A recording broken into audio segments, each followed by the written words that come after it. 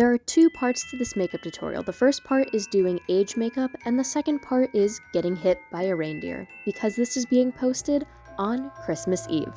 So grab some eggnog, but not too much, and let's get started.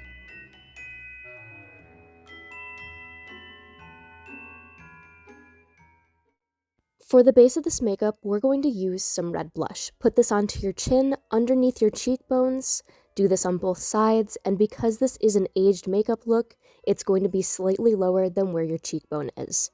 Blend that in with your hands, move on to the tip of your nose with more of this red blush, and put a very small amount onto your forehead. After we have that base layer down, we're going to move on to a darker red mixed with a brown to go and accentuate some of the different age lines that you would see on a face. This would be on where the chin is, where the side of the mouth is, which these will be slightly descending lines that go slightly downwards to where the chin area is. These lines that go from where the nose is, slightly branch out and go downwards to almost where the sides of the mouth is. These ones we're going to go over a couple of times to make them slightly darker, along with also blend them. And you can use your finger or a blending brush to do so for the first layer.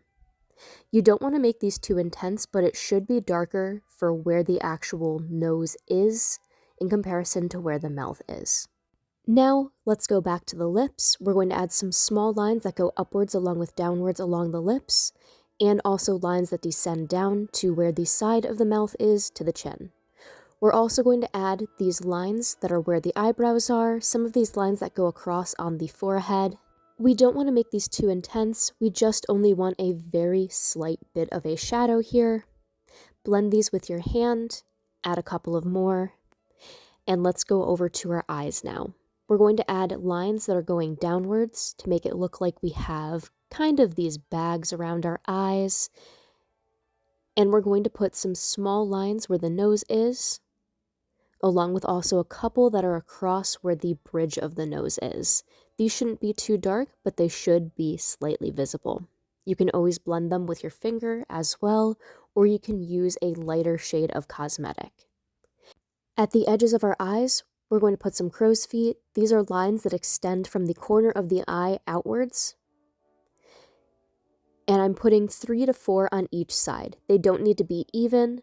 Where the natural folds are of my eyelid, I'm adding some of this cosmetic too. And everywhere that I have these folds, I'm adding just a very slightly lighter bit of cosmetic to make it look like there's some light hitting the shadow. Keep in mind, wherever there's going to be shadow, there's always going to be light that hits it, and this is going to make these wrinkles, folds, and also all of these different marks look so much more real. For my eyebrows, I'm brushing these with some white cosmetic. This is a water-based cosmetic that I'm using, so it's going to be very easy to go and remove any bit and also blend it in, because I don't want these to be too intense, and I still want to keep some of my natural color, but slightly gray it out. Now that the layer is down and has dried, I'm going to add some of these age spots. These age spots, I'm using a water-based cosmetic to just go and make some of these slightly translucent, so you can still see some of my natural skin color under it, but these are just very lightly sitting on the top of the skin. I am making a couple of these that are slightly darker too. Now for the wig. I have this grayed out wig, which I think is really, really pretty and just kind of brings this look all together, especially because my hair is pretty long as it is anyway. So this wig really screams kind of like a almost Mrs. Claus look, or also to Grandma, which in the case, this makeup is Grandma got ran over by a reindeer, so here's the second part. So it's Christmas Eve and Grandma drank just a little bit too much eggnog. For this makeup, we're going to take off that wig and start to paint on some reindeer tracks. It's a good idea to have a reference pulled up, but the best way to explain how these tracks look is it's kind of like a half moon almost circle that has a rounded area towards the bottom and a point to the top. It's flipped on the opposite side, and at the bottom you have these little circles that would be for the small extra portion of the deer's hoof. So we're going to fill these in with some red cosmetic. I ended up using a very bright red cosmetic for this, and I used a water-based one just for the base of this. You could always use something along the lines of like some eyeshadow or something like that. And I ended up making a couple of these different tracks on my face going downwards.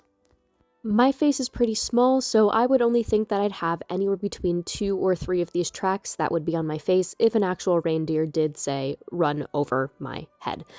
But besides the point, after you have that down with the base, add some red powdered cosmetic. I am using just one that is slightly darker, putting it around the outside of each and every one of these tracks to make it look like it is slightly swollen. And yes, they do look a bit messy now, but that is more than fine because we're going to add some fake blood into the center.